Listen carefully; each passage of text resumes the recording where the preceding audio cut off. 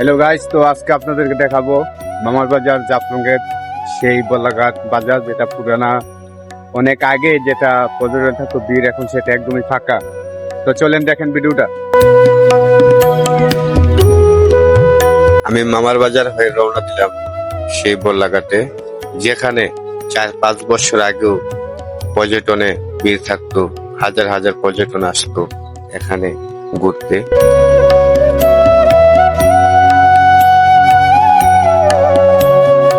তো গাইজ, আমি অলরেডি চলে আসছি সেই বল্লাঘাটে।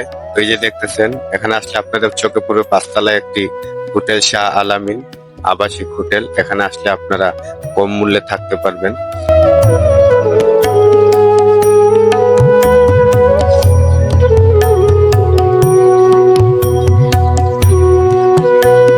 এটা হলো সে বল্লাঘাট বাজার।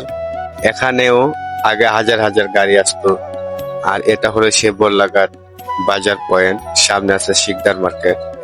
এটা হলো সেই ঐতিহাসিক বল্লাঘাট জামে মসজিদ, যেখানে মসজিদের নিচ দিয়ে চলাচল করতো হাজার হাজার ট্রাক।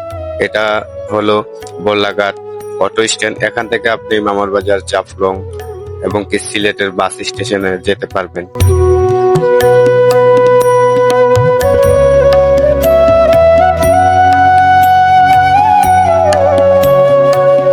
এই বাজারটা এখন একেবারেই ফাঁকা। এক সময় পর্যটনে ভিড় থাকতো, দোকানগুলা থাকতো জমজমাট বেচা কিনা, কিন্তু এখন সেই দোকানগুলো, অধিকাংশ দোকানই বন্ধ হয়ে গেছে এবং যেগুলা খোলা আছে সেগুলা তো তেমন বেচা কিনি হয় না।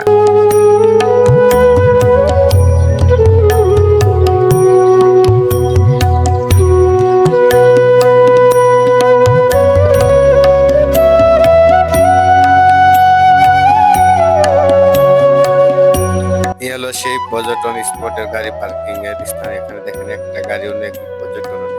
তো ভিডিওটা কেমন লাগছে, ভালো লাগলে অবশ্যই লাইক করুন, শেয়ার করে দেবেন। আল্লাহ হাফেজ।